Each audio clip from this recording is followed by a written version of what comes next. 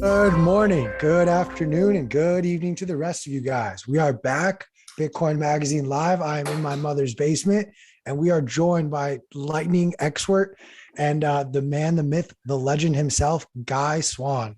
How you doing today, Guy? What is up? I'm doing pretty good. How about y'all? Doing Good, great. good. Thank you for everyone who stuck around on the YouTube channel, waited for us to sort out our technical difficulties. But we are here, we are back.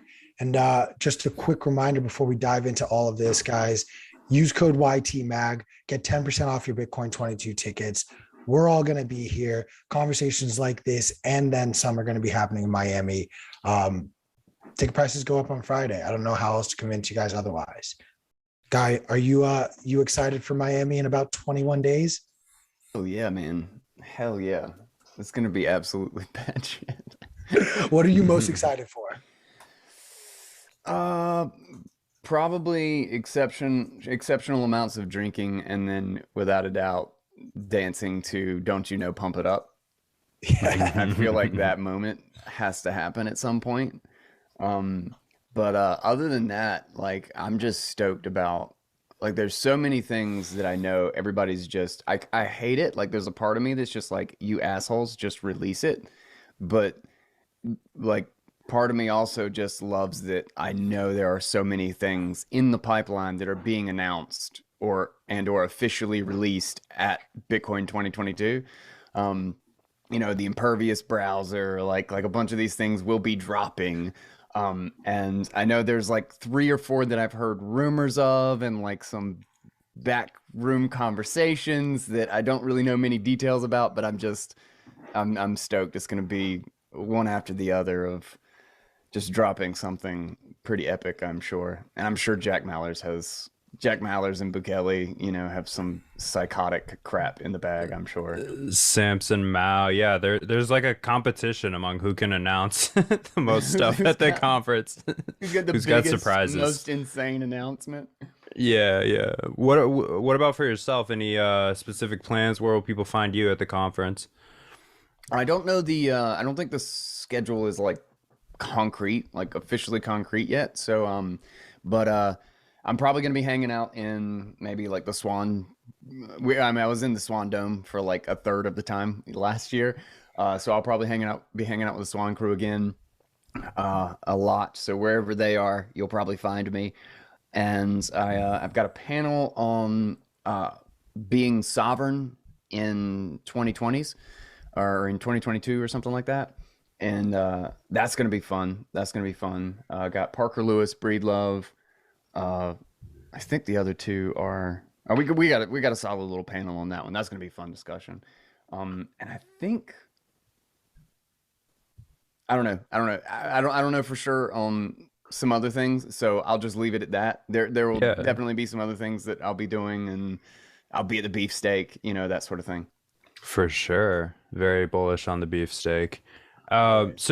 So you've been traveling quite a bit these last few weeks, it looks like. I was wondering if you wanted to talk about any of the talks you've been giving. I'm pretty sure you covered lightning at a recent conference. I was wondering if you wanted to give us the cliff notes or even get into more depth about what you talked about there. Yeah, yeah, sure. I did a Lightning Network workshop at BitBlock Boom last year, and it took 2 hours to get through. I was trying to really break down how how the contract works, because I mean that's what it is. Like a Lightning channel or like a connection to Lightning is just a contract written in Bitcoin script, right? Um, and a lot of people just think you're putting your Bitcoin in a whole different place, and it's not secure or it's fractional reserve or all this really obnoxious stuff. Especially crypto loves to crypto loves to spread that nonsense. And But if you know how it works, it's like really simple. But there's nothing simple about how it works. It's not very intuitive from a design perspective. I remember when I read the white paper when it came out in 2015, and I think it was probably like my third time through it that like the arrangement finally clicked. And then I had a much better impression of, or a much better visualization of it when Aaron von Wertum on Bitcoin Magazine wrote his 3-part Understanding Lightning Network, because he actually had like little diagrams of the keys and the hashes and like all that stuff. So that was like really when it finally cemented, and I felt like I could actually explain it to somebody. Yeah, unconfiscatable. I had Tone hit me up and he was like, "You want to do the workshop again?" Because he was actually at the workshop, and I was like, "Yeah, that sounds great." And I thought I was gonna have like a little back room, because there were these side rooms where, like, quote unquote, we would do workshops, and then I just ended up on the stage, like opening, like before the conference got kicked off. I was just doing like a lightning tutorial. So I was like, "Oh, okay. Well, this is fun. We'll see we'll see how easy it is to play around with lightning on the stage there." But yeah, so the gist of what I tried to cover was that Lightning, we all think of Lightning as like a payments network, and to some degree it is, but it's a payments network in the same way that its purpose is payments. Like the purpose of a car is to, move people from place to place, but that's not what a car is. A car is a internal combustion engine that turns, heat energy into mechanical energy. And in that same vein, Roy Scheinfeld has a really good article from Breeze Wallet, has a really good article. Lightning is a liquidity network. And I really think this is something that was kind of like sitting in the back of my mind, but he really kind of clarified it for me in that article. Because I think this is the way to think about it. It is a network of establishing channels of liquidity for payments, which means that when things move on Lightning, when channels move, when channels adapt, it is to find out where liquidity is needed and where liquidity is no longer needed. And the purpose of that liquidity is to fulfill payments. But as a network on top of Bitcoin, it essentially extends all of the properties of Bitcoin. Is that if you ever have a problem with a channel, or you ever have a problem with a channel, like somebody you have a channel with, like some other node, like let's say they want to try to censor you or some whatever, or they just go offline, all you ever have to do is just go back and send a Bitcoin transaction, and all of your problems are gone, because you're relying on a censorship resistant, immutable, incorruptible Bitcoin to be the court for what's going on in Lightning. Everything that happens on Lightning is guaranteed by your ownership of it on Bitcoin. And the fact that everybody has fully signed transactions to redeem it. So you're basically you're putting Bitcoin in this multi-sig contract that you can just update regularly. And if anything ever goes wrong, you just exit back to a single sig. So that is essentially the gist of it, except that your updates are off chain. You essentially just have a guaranteed set of arrangements about how you can exit that both you and your channel partner sign ahead of time, because you don't trust your channel partner. You don't necessarily even know who they are. So you sign this ahead of time so that you can get out if they're gone, and they know they can get out if you're gone, and then you can just keep updating. And as long as you continue to sign and agree to your exit plan, you can just keep updating indefinitely. 1,000 payments, 10,000 payments, 100,000 payments.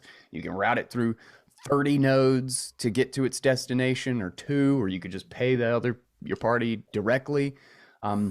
It's the routing layer for Bitcoin. That's the analogy that I think really is the most enlightening. Is like there was Ethernet was a broadcast layer for the internet. When the first internet popped up, it was actually a LAN. Like, it was a local area network design where you would just blast out your message to everybody on the network and then hope it reached its destination. They would just check, oh, this is not a message for me, and they would forward it along. Very much like Bitcoin. Bitcoin is a broadcast layer network. When I send out my transaction, I send it to every single node that exists. And all of them, or everyone that I'm connected to, they send it to every node they know until everybody has it. And then we all update, and we all have the exact same list of transactions. That's the blockchain. That's why it's a consensus mechanism. TCP/IP was created as a routing layer a layer on top with a set of instructions on how to get a connection or a packet of information directly to the recipient without bothering everybody else on the network. Because quickly, obviously, in no time at all, the network was so big that you just couldn't broadcast out. Like, it was absurd to, send one packet to 100 million different users so that they could all check and see if it was for them and then reject it. The analogy I used is, what if your cell phone had to receive every text message on the planet just to have 99.999999% of them rejected, just so you could get the one text message that was for you? Obviously, the internet would just have never worked. So we built a routing layer on top of it, TCP/IP. And because of that, now we have instructions on which nodes to go through. Like, if you've ever seen a IP address or whatever, it's like 10. If you try to look at your internet one, your wide area network address is like 10.172.184.6 blah blah blah. Like, those are actually like regional server connections, like state server connections. It's very much like an address, like an actual address. You have like United States, New York, Buffalo, then this street. Like, it just gets more and more specific down at the end. Well, that's the exact same thing that an IP address does. 10 is your biggest zone, but it's based on servers. It's not geographic. So it's based on server relationships.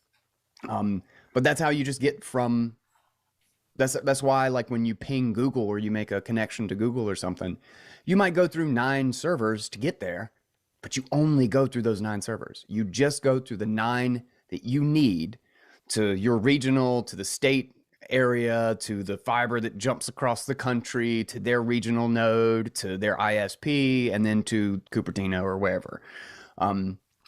And nobody else is bothered. Nobody else gets your packet. Nobody else has to know that your packet exists. It is just through that route. That is what Lightning is for Bitcoin. You establish these Bitcoin contracts, these channels, with other nodes, with other addresses, with other people on the Lightning network, and then you can route payments through other multi-sig addresses. And you don't blast it to everybody. Everybody doesn't have a permanent record of all of your transactions. You just go through the hops that you need to get there.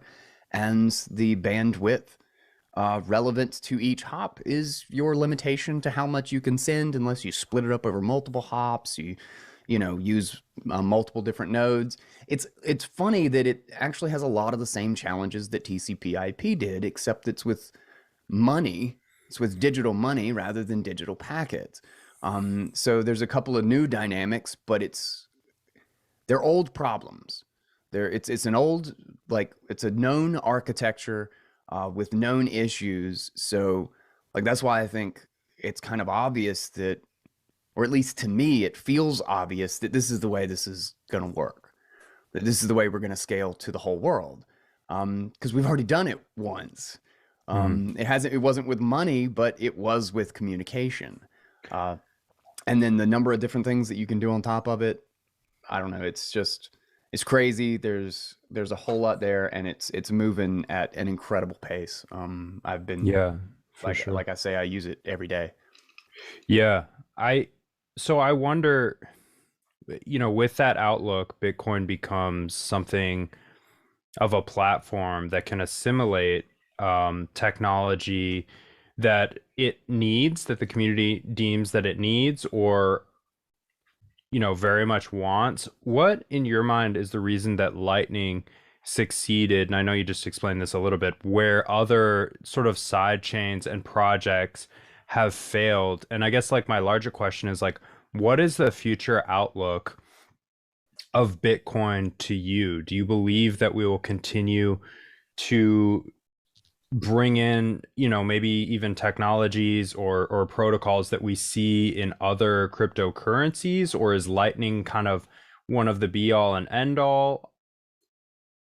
I think, the funny thing about Lightning, and the reason why I think it probably caught a little bit better than the others, is that it's very, very, what's the word? Like modular in a sense. Like you build it from very, very small beginnings and then it creates this giant network. Whereas something like a sidechain is you have to have tons of people involved from the outset in order for it to be of any use. Whereas a lightning channel, if I'm paying somebody or just want to tinker with something, I can just open up a lightning channel to Fold and I can use it all day, and it could just be the only channel that exists, right? If they just accept lightning and I just use lightning, I could still just be their one customer for as long as I wanted to keep that channel open. So because of that, I think it has this very natural build out phase. And we've seen it. We've already seen like two major phases of like significant growth in the network itself. There was like the 2018-19 just kind of like, oh, we're excited about it and we're just going to test it and see what happens. And everybody was just a tinkerer, there wasn't really anything there. There weren't services.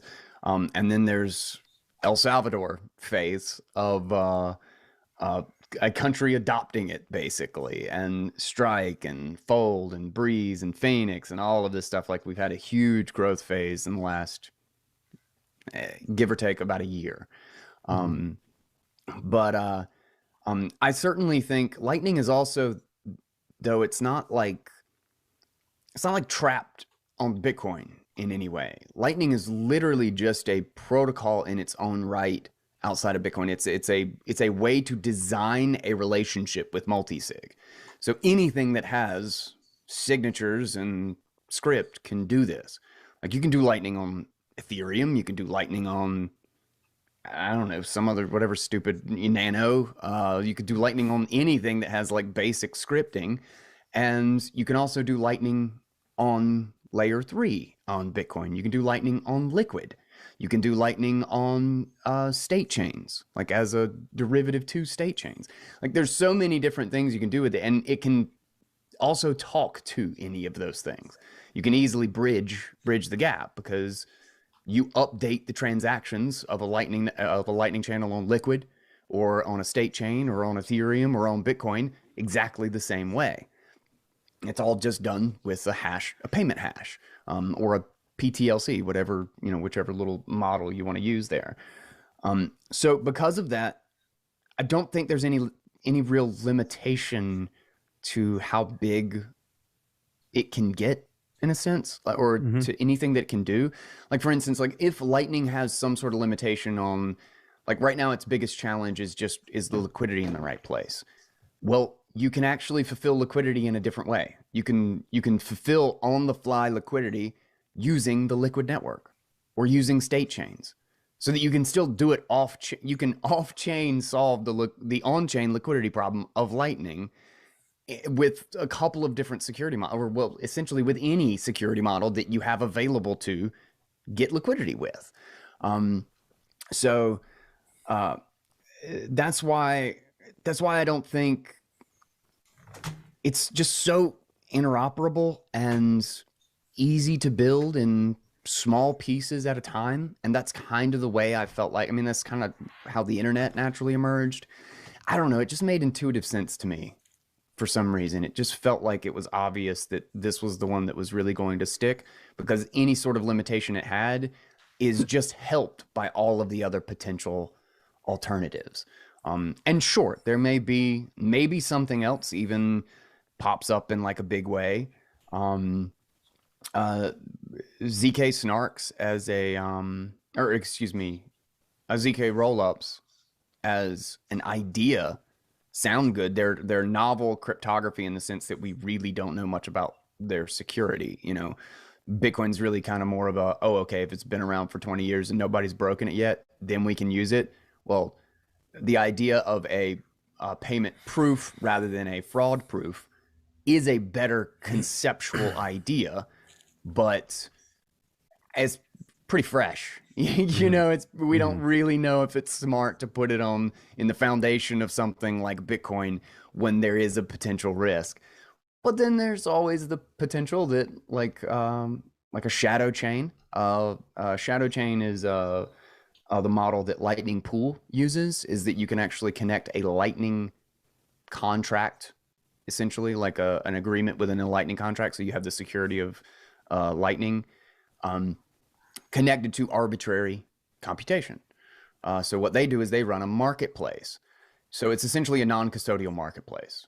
It's like an exchange, except that the exchange never custodies any funds whatsoever. You're just using them as a market maker. They find the buyer, you're the seller, whatever it is, and they connect you and settle out the price, and you can run the code alongside them. It's an open client, so to speak. And if you and the service provider don't get the exact same results from your computation, well, then you can just go your separate way. You can just be like, there's some sort of error here. I'm not participating in this. I don't want to lose my funds. But as long as everybody gets the same answer, well, then good to go. Exchange is done. I open up a Lightning channel. Well, that computation on the other side of that is completely agnostic. It's got nothing to do with Bitcoin. It could be a program written in Rust. It could be a Google spreadsheet, for crying out loud. It could be JSON. It just doesn't matter. So who knows what you can do with that? Like that's essentially Turing complete computation attached to a Bitcoin multi-sig payment. It just has there's no limitation there. So maybe we don't even need something like ZK rollups on Bitcoin to essentially get what that does, you know? Yeah. But anyway, that's a very, very long answer to, sure, there's going to be plenty of other things in addition, but I don't really think Lightning is going to go anywhere. I think Lightning is just going to be made better by a lot of those other things.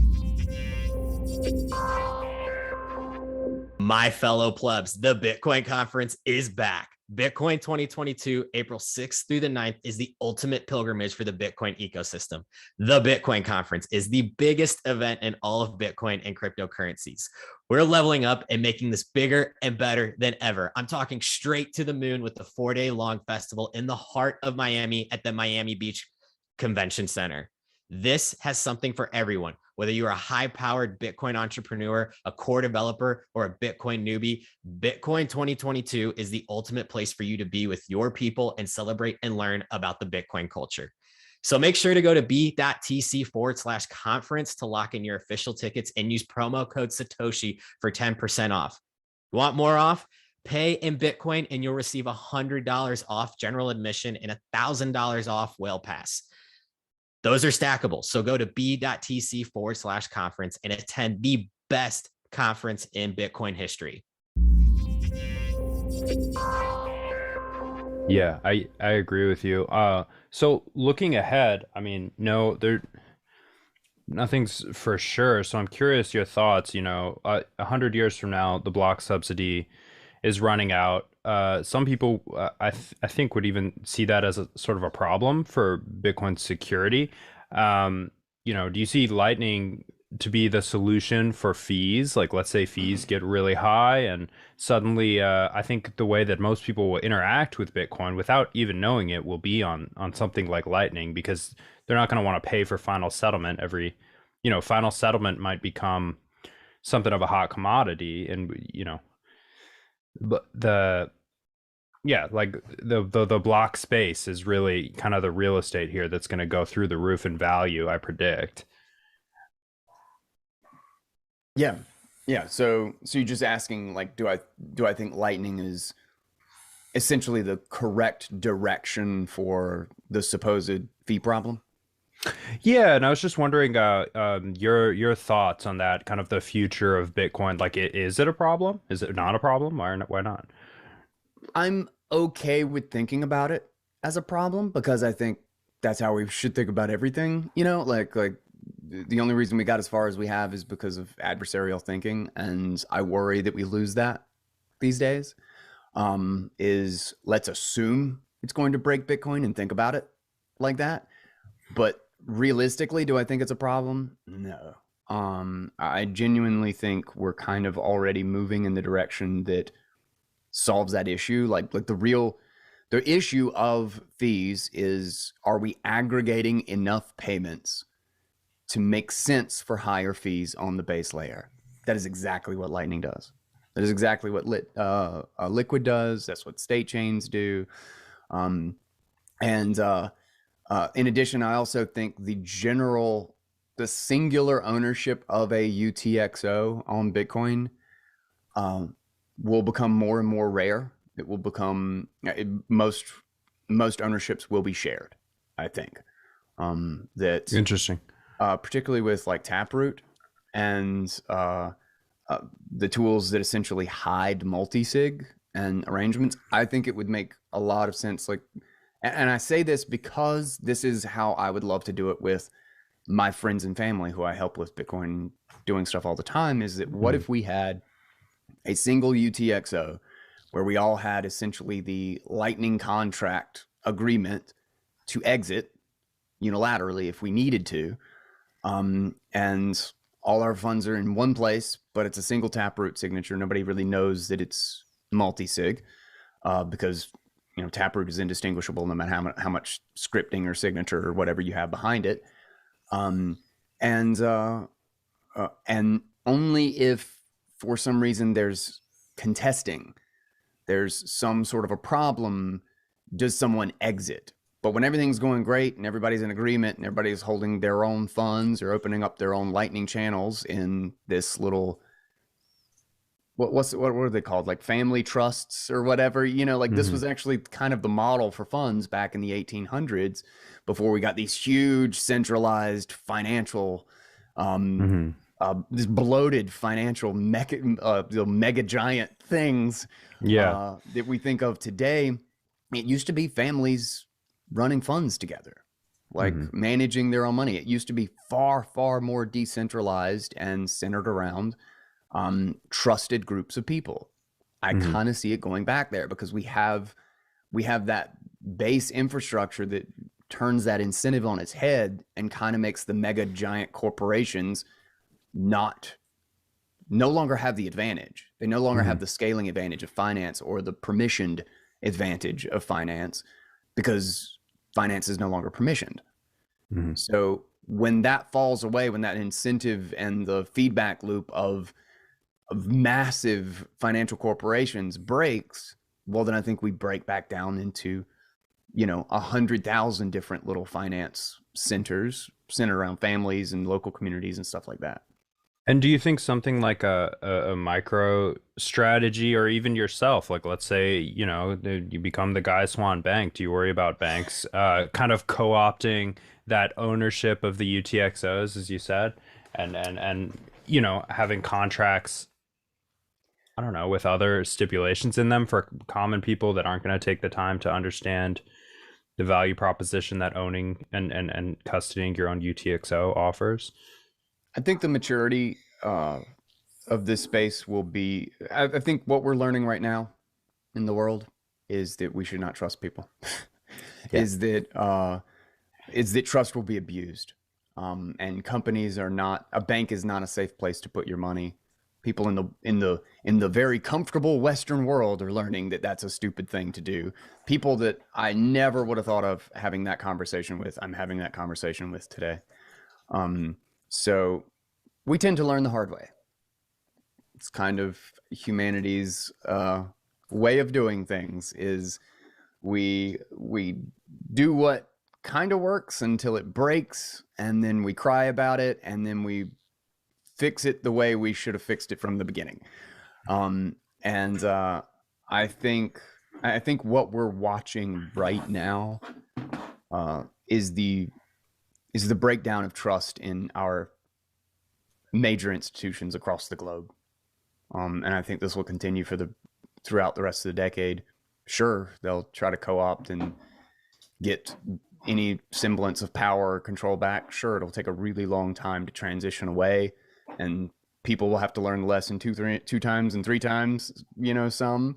But no, at the other end of this, I don't think that's the future we're headed to. I don't see it. I think the trend is turned in the other direction.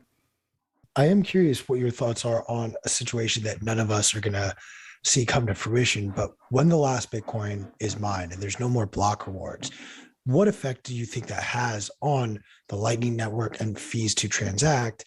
mind you, I'm sure there will be so many developments between now and 118 years from now. But let's just, in this hypothetical scenario, all other things are constant. The only thing that has now changed is the block reward is at 0. What effect do you think that has on the Lightning Network? I don't think at that point it will change anything at all. I think in 4 halvings, 2 to 4 halvings, we'll already know everything that's going to happen in the fee market. Like we'll already be to a predominantly fee structure, fee security structure on Bitcoin. 20 years at the absolute max, I think. So after the next 2 halvings, I think we'll really understand the trend and where we're going with it. But when Bitcoin becomes a highly relied upon global settlement system, I think we'll have more problems with fees too high on Lightning than we will with fees too low. I think, Andreas said it best 7 years ago. I don't even know. He said, the internet failed to scale constantly. Like that's what the internet did for its entire life, was that it figured out a new way to scale, and then it filled that shit up in like a week. And then we were on to the next disaster that we had to fix, and the next half solution, the next incremental step to make it keep working so that everybody's, email still went through. They could still watch a thing on Netflix. Like even while I was an internet technician, it was insane. I was only like a in the field sort of technician for like 3 years, 4 years maybe. But the difference it was kind of like during the Netflix boom specifically.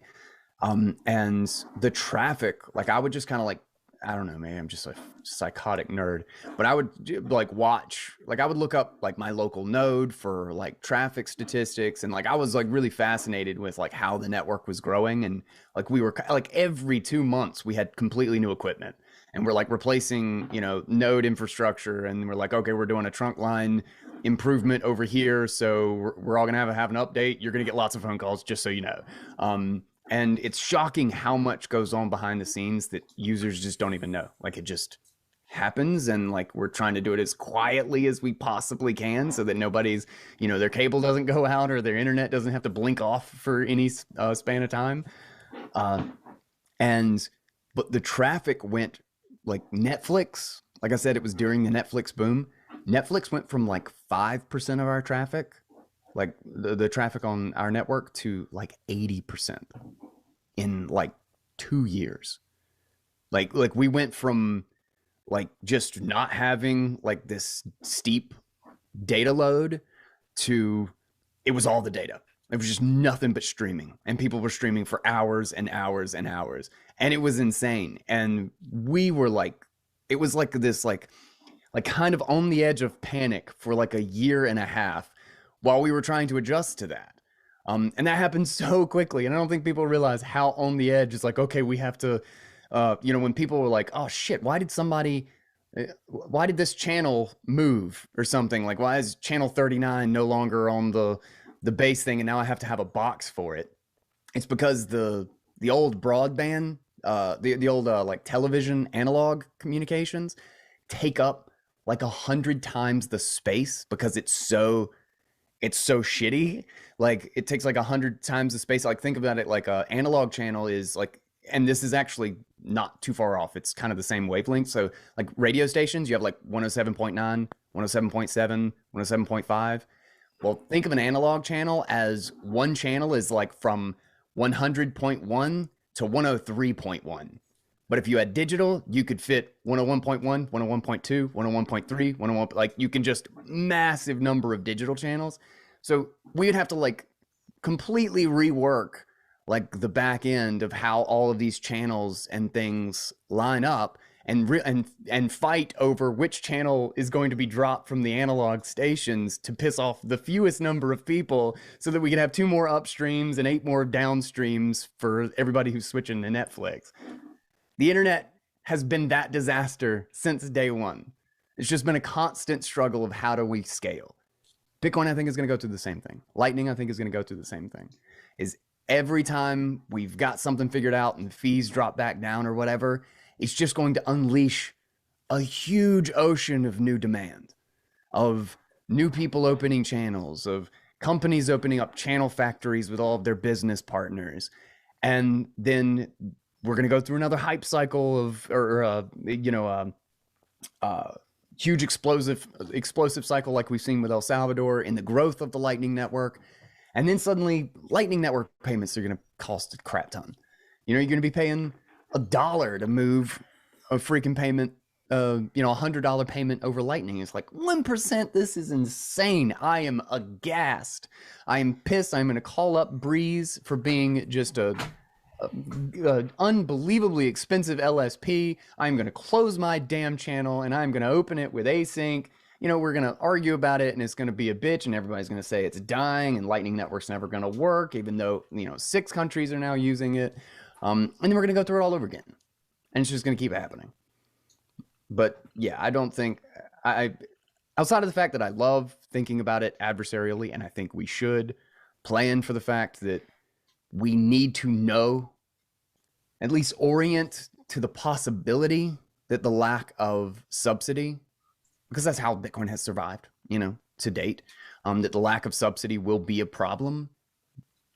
But if I'm being honest, I don't really think it is, but I would rather assume it will be. I'm kind of curious then, because you touch on it a little bit in that answer. And we talk about it in Bitcoin, how Bitcoin solves the issue for the unbanked. It helps people who don't have that banking access get that access. However, there are 2 things, quite frankly, that you need to access Bitcoin. You need internet, and maybe this is just me coming from a developed nation or country saying this, but you need a smartphone or some sort of way to access the internet. That's not the case for the entire world. So it feels like at a certain point, Bitcoin and the Lightning Network is going to reach that same block that Netflix reaches, where they want more customers in India, but not all of India is covered with internet access. Not everyone in India has a computer. How do we solve that issue? Because at a certain point, we have to also be answering and solving that issue on top of orange pilling everyone. So I actually think that issue is being solved. Like we've never actually, like the growth in the internet, like the number of internet users and the amount of internet access has been higher than it's ever been, like in the last 3 or 4 years. The cheap smartphone technology has also exploded. And it's funny, like Africa is such a great example. I really think Africa is a sleeping giant in all of this. Like it's just kind of ignored in all of Western politics and like macroeconomic analysis and all this stuff. And I think the amount of growth and the amount of people coming out of poverty on that continent is really kind of staggering. And the fact that they're leapfrogging all of the wired infrastructure and going straight to cell towers and the incredible cost savings in doing that. And, I was reading a story, it's years old now, but a story about, as cell phones and smartphones become proliferated with $20 and $30 smartphones, essentially, like there's like that Mozilla, like dirt cheap Mozilla smartphone or whatever. But as those become essentially adopted in countries that are not used to having that infrastructure, and you can plop up a cell tower that gets you, 100 miles worth of coverage, that there was like villages that don't even have towns that don't even have clean water, and that have no idea who's got, like, they travel 40 minutes every day to a market to sell fish or to pick up some supplies or something like that. And it's just kind of a shot in the dark. They're like, okay, I'm going to go east because I'm pretty sure I heard 2 weeks ago that they were probably going to have fish now. And then one cell phone with a connection lands in the town. And then everybody's just using that to update. They can call the nearest towns or whatever and be like, yeah, we didn't actually get the fish, but if you go 20 minutes to the west, they've got both fish and clean water. And suddenly the distribution of goods and services is orders of magnitude more efficient than it ever was. and you don't have whole days or even weeks wasted on people moving in the wrong direction because of one tiny little squeak of communication leaking through. And that explosion, the amount of economic benefit from that, the internet problem is being solved. That's the short answer. Obviously, we could do a lot more, and I hope Bitcoiners kind of put that as a focus, like Bitcoin business and like a lot of the investment and stuff, because that is, you're right. Without an internet connection, without a smartphone, you essentially don't have Bitcoin. But I think, you know, that's a local community problem right now. And when you're looking at the poorest countries, because I think them banding together and trying to get out from under their despotic governments, like I think that's the only reason poverty still exists in the world, is crappy governments that refuse to allow economic prosperity to actually occur. I think with time that problem is being solved. The deflation of technology, the incredibly constantly lowering cost of the chips, and the connection to the internet, the Starlink, Blockstream satellite. I mean, think about it. Like even with Blockstream, if you have a satellite dish, you can actually use Lightning and Bitcoin without the internet. You can just connect directly to Bitcoin. They might get Bitcoin before they get the internet, you know? So it's just, I mean, it's a challenge. It's not like it's fixed or anything, you know? We've still got a decade, maybe 2 decades of like, yeah, we need to put a lot toward this. But I think a lot is happening right now.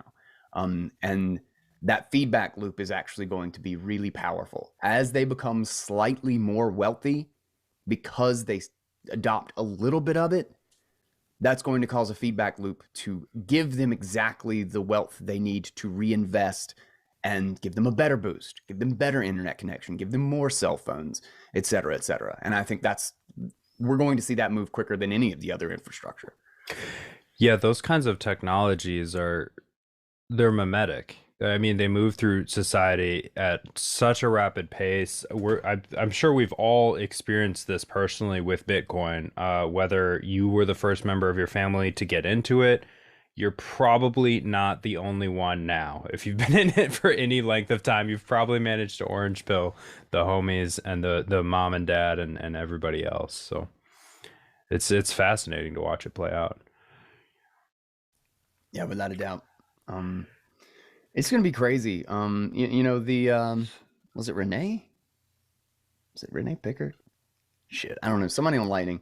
But like talking about like, even now, even with the technology as we have it today, talking strictly about Lightning scaling, if we take a very, very naive approach to onboarding the entire world and assumed full adoption of just the tools we have today, no other additional tools at our disposal, essentially we could get the whole world on board in like 4 or 5 years. That's assuming, maximum packed transactions together, now using Taproot for like a single signature for all the multi-sig. How many transactions can we squeeze into a block and assume everything that we do from here to then is Lightning channels, essentially? So that is a grossly simplified model, but it's pretty powerful to think that we're essentially that close to a theoretical global scaling, without, especially when we know half of the world is going to use custodians anyway, no matter what we do, maybe even more. But if we can onboard 100,000 businesses rather than 3, you've solved so much of the problem. And particularly if those businesses, even if they're quote unquote custodians, especially if those businesses are geographically like widely dispersed across all sorts of jurisdictions, because there's no borders, because there's no sanctions. Maybe I'm not 100% sure about using this bank in Russia or this bank in the US because they really just like to shut people's finances down and control what the company does. Well, maybe the one in Nigeria is perfectly fine and they've been great about it. Well, I'll just use a company in Nigeria, So the optionality of just having no borders whatsoever, and just having thousands, hundreds of thousands of custodians competing, rather than two giant custodians with, an ocean of a regulatory moat around them, so that nobody can compete, nobody can even get a license to open up a wallet for somebody.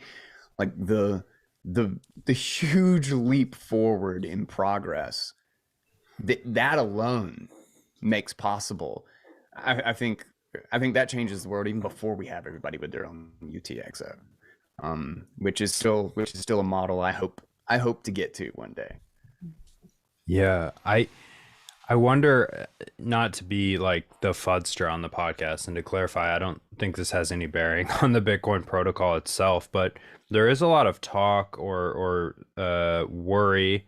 I think Shinobi, for an example, is a pretty big champion of this skepticism about companies coming in and basically, from what I understand, implementing maybe not the most private or safe protocols when it comes to Lightning and having a node. And much of the Lightning nodes we've seen come online in the last year come from Umbrel, for example, or other big companies. Do you have any concerns when it comes to that, or what are the problems you foresee there?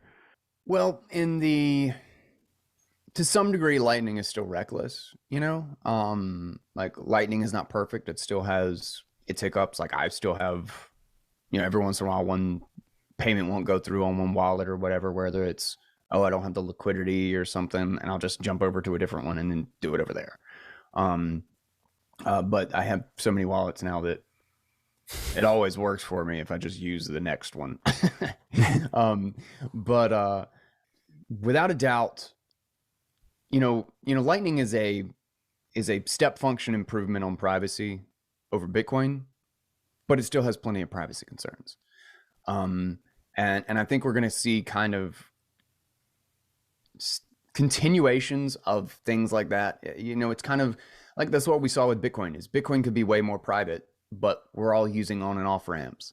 And largely that's kind of a problem of a transitional issue. Like when you have a Bitcoin circular economy, Chainalysis is a far more difficult problem, because you don't just have these huge exchanges like Binance to just aggregate identity and ownership of a single address, or a whole group of wallet addresses for millions of users in a single place, if those users are actually transacting with each other over something like Lightning. And they're not only using Bitcoin to go back and forth between dollars for like 80% of what they do, which is really kind of where we are. So that's actually a huge privacy vulnerability that is purely a transitional issue. Once you have a circular economy, that type of vulnerability is not as prevalent, I guess you could say. Lightning is a step function improvement, still has problems. Everybody's nodes are public. You're broadcasting. You specifically broadcast to the public network of Lightning so that people know you were there and which channels you have. And if you connect your identity to that pub key, well, then people can see your channels and your UTXOs just like they could on Bitcoin. Like that doesn't really change. What's different is your individual payments, not necessarily which UTXO you have, but which payments you make over the Lightning network.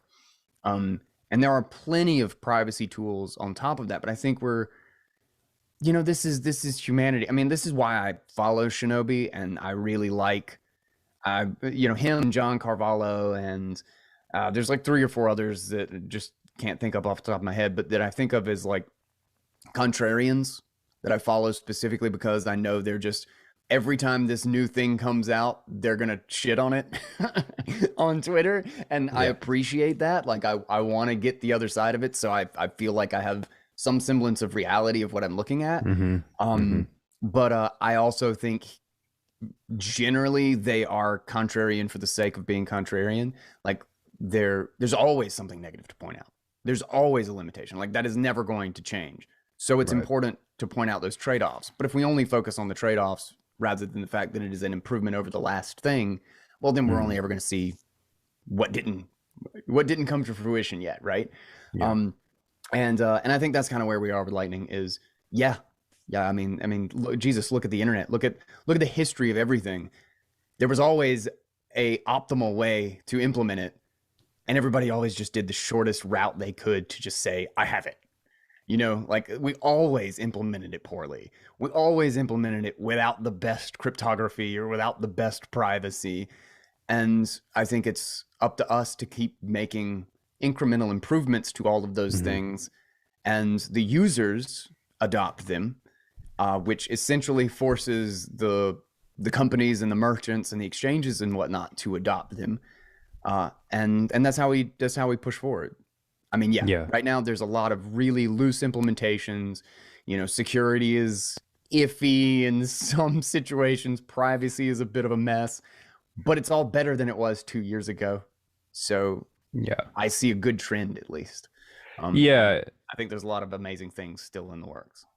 Yeah, I think there's no argument as to whether, you know, Lightning is good or not. Like you said, it's just there are no advantages, only trade-offs. It's just a recognition of like, hey, we're here now.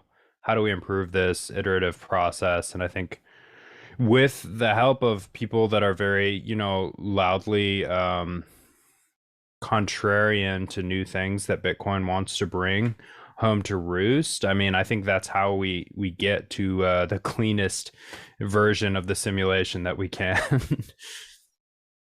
For sure, for sure. Yeah. And that's why I'm actually doing I think it'll be next week. I'm doing adversarial week on Bitcoin Audible. I've had a little collection of no, Bitcoin shouldn't be ossified. Lightning Network privacy sucks. Like 4 or 5 articles that I've got that I want to hit on the show and kind of talk about it specifically, that, you know, in honor of Brian Trolls. Awesome. And but yeah, I love, like, adversarial thinking is how we make progress. You know, Hopium never really did anything for anybody. Guy, I'm kind of curious. We haven't really touched on this specific comparison yet. But Lightning, in my eyes, is a direct competitor to Visa, MasterCard, and just credit card payments. How do we get to a point where, like, I'm of the notion Visa and MasterCard do look at Lightning as a legitimate competitor and a way to essentially I can't think of a word other than deplatform right now, but essentially get rid of defund, disrupt. Yeah. Thank you. Essentially, how do we get to that world? Whether it's convincing all of the merchants how to have their own node, educating them on that, educating them on setting up a Lightning channel for themselves, or is it let's just continue to ramp this up and get to a point where everyone just has enough Bitcoin that they need to start transacting it anyways? Competitive advantage. Blockbuster went to streaming because Netflix, not because everybody demanded streaming from Blockbuster. Like, we will replace them, or they will move to it, or they will die, because the model does not make sense anymore. I mean, I think Jack Mallard said it best. They're already dead. They're already dinosaurs. They just don't know it yet. And enough of the customers don't know it yet that it just hasn't happened. But the asteroid is already headed here. And if they do not change to it, there is simply no model that can compete with it if someone implements it properly. Because you're not just fighting Western Union or just fighting Visa. The model of the Lightning Network is irrespective of whether it's remittances, whether it's merchant payments, whether it's subscription payments. It doesn't matter. The payments are exactly the same no matter where you are in the world or what you're doing. It's just Bitcoin. It's just Lightning. And because of that, I mean, he said in was the Peter McCormick episode, I think, his interview, he was talking about like the regulatory issues, like the overhead of dealing with them is why they have completely separate industries. Like, remittances is one industry and merchant payments is another industry, and they don't cross over because the cost of doing either is so expensive that they can't do both. And now there is a model using the Lightning Network and just offloading fiat on either side is so unbelievably dirt cheap and so much better that it doesn't care if it's a remittance or a merchant payment. It's one and the same. And because of that, they're just dead. They're just dead if they don't do something. And all we have to do is just keep building. We can completely ignore them, and they'll either be here or we'll just get to laugh one day when Visa says, they're declaring bankruptcy and they're having to close down like Kmart.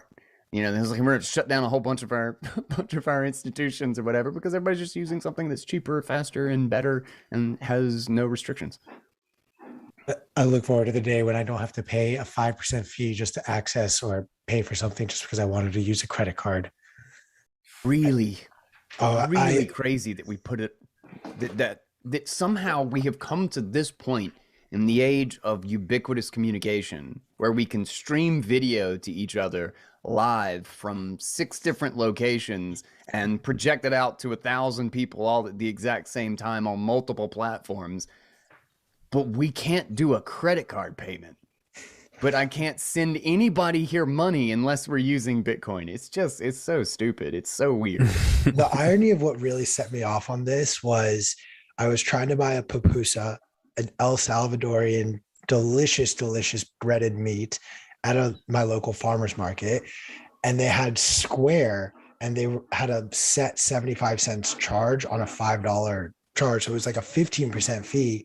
I was like, the irony of this is El Salvadorian food and I'm using Jack Dorsey's company's like software or hardware, if you will. Like, come on, guys, let's figure this out. Yeah. And I still can't even at a gas station or something. I know it's funny when they let me pay for something that's like 50 cents or like $1. It's funny. I'm like, why do you let me? Because I know you just lost money. Like you just paid 20 cents to give me this thing, and it's funny, but like I still run into that all the time. Like, if I'm just making like a short, luckily inflation has helped them. Everything is $6 now. Bubble gum is $4. But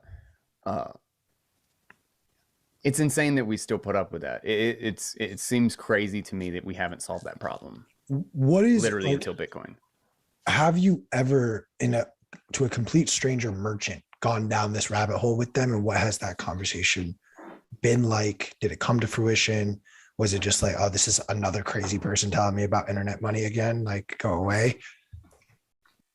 Oh, that's a good question. I usually have this conversation with the Bitcoin curious already, at like a meetup or like in a bar conversation or whatnot. But without a doubt, everybody complains about it. Like every merchant knows the struggle of having to deal with merchant fees, especially if they're smaller, because they can't cut a deal. They can't bargain. They can't negotiate with Visa about their credit card charges. Whereas if you're Apple, you can, because Apple can set up their own freaking infrastructure, right? So they get a deal. They'll get, 0.5% and 22 cents per transaction or something like that. But the gas station or the local, people using Square or whatever, my pet groomers or whatever, they just get what they get.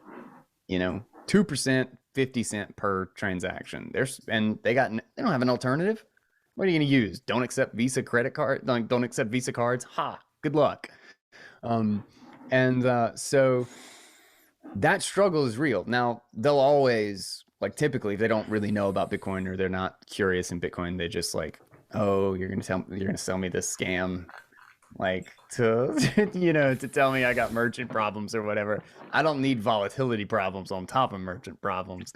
And but that's where the beauty of something like Strike and Cash App now integrating Lightning and what I think the world that I think we're headed towards at a pretty incredible pace right now is that Lightning is integrated into everything, but they can accept dollars, because that's essentially still what they want. I don't think that will last much longer, but right now that is still the world we live in.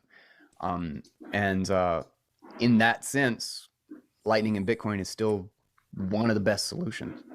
And I think we're getting closer and closer there. It's just a slow realization process, slow maturity process, and a very slow and painful breakdown in trust in so much of what we thought was just always going to work is just not working anymore. I'm curious, and you have shared stories throughout your own shows, throughout other shows as well. But I'll ask it in a different way. What were, when you first learned about Bitcoin, some of the initial concerns that you had that you then got over? With Bitcoin specifically? Yes. You know, when I first got into Bitcoin, it was just crazy, you know, libertarian anarchist utopia. Like, before I really understood anything about it, I was certain it was going to replace it was just the thing that was going to fix the whole freaking world. Then I lost an ungodly amount of, well, at the time, an absurd amount of money. Basically, I thought I lost everything that I put into it. Because I waited until the peakity peak and then bought a lot and then watched it go to the bottom and threw up. So at that point I was realizing that I really had no idea what I was doing.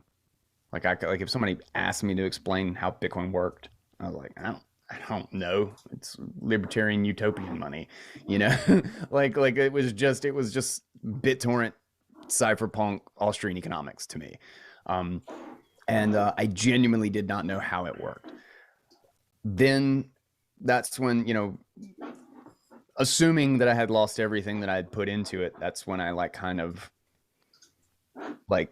my nose to the grind, or whatever you want to say, and just decided I was going to read everything I could get my hands on and figure out how it worked and understand it to see if I was an idiot and I just bought into a moronic internet token scam, or if I had really stumbled upon what I thought I had stumbled upon. Luckily, after lots and lots and lots of reading, I was even more convicted than I was when I knew nothing about it. But using it early on was still a nightmare. I mean, as someone who has lost, you know, keys with more coins on them when they were worth nothing, but more coins than I have now by a good margin. Like, I know what it's like when all of the stuff is like highly technical. You can only use it via command line and you can screw up super, super easy. So those were always problems, but those seem like the most real problems to me. And I guess it's just because I was a user, you know, quote unquote. But it was like constant, you know, iterations and improvements to those things. Like seed phrases. Seed phrases were an innovation. Like, people think seed phrases that would just restore your entire wallet is just like how Bitcoin works. Nah, not at the beginning. It did not work that way. You could, if you did not save every address that you created and update your backups every single time you received a new transaction, you would lose those transactions and those private keys. They were per address. There was no seed. There was no master recovery process. So, you know, there were plenty of headaches. It was frustrating to use. And that was probably the biggest hurdle. It just seemed like the average person is not going to use this crap. You know, we got a lot of work to do, but it was exciting too, because you got to see those things develop. You got to see it from the absolute bare bones that it was turn into this thing that now have fucking 20 Lightning apps. You know, it's kind of crazy. Like the gap between, you know, there and here is really kind of astonishing when you're looking at it from a user experience sort of perspective. It really is. It's just an app that you can download on your phone and receive payments, and it works. It's kind of crazy. It's really crazy. I have to selfishly ask, as I do try to host a Bitcoin book club on this show from time to time, what would be a book or two that you would highly recommend, knowing full well we may or may not have already covered the book, which will just validate what I'm doing over here. No, I would love to sit down with a Bitcoin book plug, but did that with John Vallis a couple times. But Dallas was a guest on yesterday's show, so if anyone who did not catch Nice. that, go back and Nice. check it out. We had a long philosophical discussion about Bitcoin and religion. ooh, that's a good one. That's a good one. Bitcoin and religion is always epic, I feel like. Um, let's see. Let's do something I've read recently rather than like one of the obvious ones like Sovereign Individual or something like that. Does it have to be a Bitcoin book? No. We did do Sovereign Individual to let you know. For sure, So, obviously. Yeah. I am definitely pushing to include books like one of my all-time favorites, The 23 Things They Do Not Tell You About Capitalism, written by an econ professor out of, I believe it's Cambridge. Highly recommend that book. I've been trying to email that professor for some time to get onto the show. And then we have been, Down. I definitely recommend. I'll go Super Intelligence by Nick Bostrom. Oh, what do you got? You hold one up right there. So Economic this one laws. is The Economic Laws of Scientific Research, and it's about how politics has ruined science. Okay. And but it's not quite so deliberate as that or explicit as that. I feel like, or at least so far. But I was really interested in this one. This one was actually quoted by Saifedean in the Fiat Standard. And then there's also The Problem with Political Authority. Neither one of those have audiobooks. I might actually reach out to them. The Problem with Political Authority is fascinating. Just like I'd say it's probably a little bit dry, but it's really, really solid content. If you did a really good audiobook for it, I feel like it could get a lot of listeners. And then there's another one I've actually got, and I can't even remember the freaking name of it, but it is a beast, but I'm slowly going through it, and it is fascinating. Actually, I'm going to go get it real quick. Because otherwise I'm going to forget. Got that. Do that. But in the meantime, for those who have not already, use code YTMAG, get 10% off your Bitcoin 22 tickets. Guy is going to be there. Alex is going to be there. Chris is going to be there. I'm even going to be there. I'm going to leave my mom's basement and show up to Miami. So get your tickets now before they go up in price. They'll be shooting up. And you know what? If you can't take off work during the week, firstly, get a Bitcoin job, not a fiat job. And secondly, just say you have COVID. They asked for it. Or tyrants. Tertiarily, feel free to just buy a Sound Money Fest ticket and come party with us on Saturday at Sound Money Fest. Code YTMAG still works for that. And it's just going to be a blast. We're going to be partying with Deadmau5, Logic, Steve Aoki. Guy, I don't know if you're a music festival type, but are you excited for any of the artists at Sound Money Fest? I actually don't know who's going to be there, but yes, I'm just excited about the idea that there's a music festival. If you give me a couple of drinks in, I will just listen to music. I will be feeding you alcohol, Guy. I promise you that. But also, as a big comedy nerd myself, the likes of Hannibal Buress and Tim Dillon will also be performing at Sound Money Fest. Tim Dillon will be recording another episode of his podcast. That is cool. Hannibal Buress is going to do a set, and I believe actually Jay Farrow, another SNL legend, is going to be there. So and we've got some more super secret comedian lined up. I'm excited. It's going to be like Sound Money Fest alone is going to be just a banger. And that's on the tail end of the most epic Bitcoin festival in the world. But now Bitcoin being mainstream is weird. what was that? Really weird. I'm not used to this. It's really bizarre that it's like kind of like a cultural force. Really? Have you now gotten to a point where like you go grocery shopping and someone's like, "Oh my God, that's Guy Swan"? No. So it's not mainstream enough. I will say that I'm not mainstream famous. I'm nerd famous, right? Like I've got like Bitcoiners just know me because I read to them. I read them bedtime stories. But I did actually have someone recognized me in one of my favorite coffee shops. And wow. he didn't go to the meetups or anything. He didn't know about like the meetup in our area. I can't remember his name. God, that sucks. I hadn't seen him at the meetup in a while. He came like the next week or whatever after I told him about it. But it was so weird. It was so weird. I was not expecting it. He like kind of like he did like a double take from like the table, and I was like, "Is this guy hitting on me?" What's up? I feel like you're gonna get stopped in the airport before you even get to the conference. 100%. I will bump into people that I know in the airport before the conference. I did that actually when we were leaving Miami last year. I bumped into like 2 people just at the airport. They were just like, "Oh, what's up?" And I just knew them. I'd had conversations with them. Bitcoiners are prevalent. Like when this conference happens, and it's going to be even more insane this year. It's just like Bitcoiners are everywhere. It's like being on Bitcoin Twitter. But here is the code breakers. The comprehensive history of secret communication from ancient times to the internet. And this thing, damn, that's a tome. But it is actually an interesting read. It's told in a series of like historical stories and stuff. It's not like super dry like you might think. I'm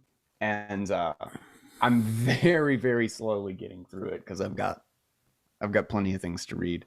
But this one I'm particularly excited about. I don't get many opportunities to sit down and read it, but I hope to go through this whole thing.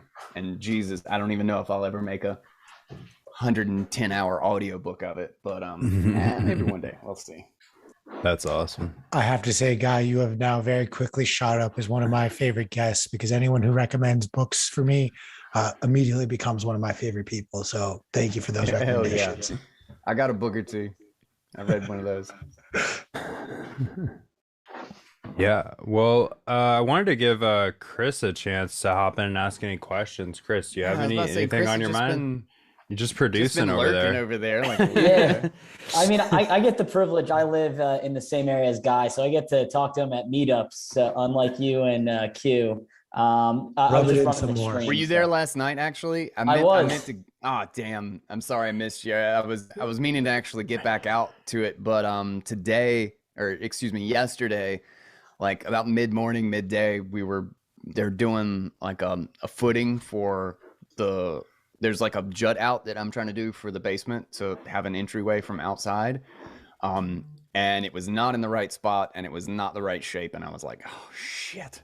And I went down and talked to him, and I ended up having to spend all afternoon yesterday. I didn't even get an episode out. I spent all day last night until like 1 o'clock in the morning drawing up plans for the basement so that we can have this in exactly the right spot.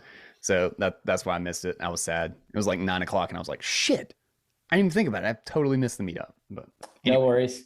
We got Bit Devs next week. We got the meetup next Tuesday as well. So we got good stuff on the horizon. Yeah, Alex Q, I don't know if there's anything else you want to add. I just want to reemphasize, use code YTMAG to get those 10% off. We will have a really fun stream. I know some of you guys in the chat have shared with us you're unable to make it either due to just the bullshit vaccine requirements or, unfortunately the cost of these tickets is not exactly cheap. Highly recommend that if you want a job in Bitcoin, like this is the place to be, place to meet people, shake hands, and put a face to the name before you just blindly send out emails and a resume. Guy, I want to pass it off to you before we cut to a commercial though, and just sort of anything that you'd like our audience to check out, anything that you've been working on. One of the busiest men in Bitcoin. I'm sure you have countless things that you'd love to plug, and give you that opportunity to do it now. Hell yeah. Probably just I'll just plug Bitcoin Audible. That's really my main focus, and it's where I drop everything that I'm working on and try to talk about it. I got some memes on the way. I always love my high class meme craft over here. You gotta, like the good memes deserve real work. They deserve that proof of work, and that's what I try to bring to the meme space. I don't work in volume. I work in quality. Yeah, hopefully, working on some more video projects soon. always more audiobooks. Like I think I got just 3 audiobooks just dropped in my lap. I'm really excited about them actually. And yeah, follow me at the Guy Swan on Twitter. And you can check out guyswan.com too. If you want to send me like an email or something. I was getting so much spam on my posted email address that I've actually put it behind a BTC Pay thing, so you have to pay 50 sats or whatever. But Fair. at least the emails from the website have stopped. God is unbelievable. If you just leave an open email address somewhere, Jesus Christ, it's like flies to shit.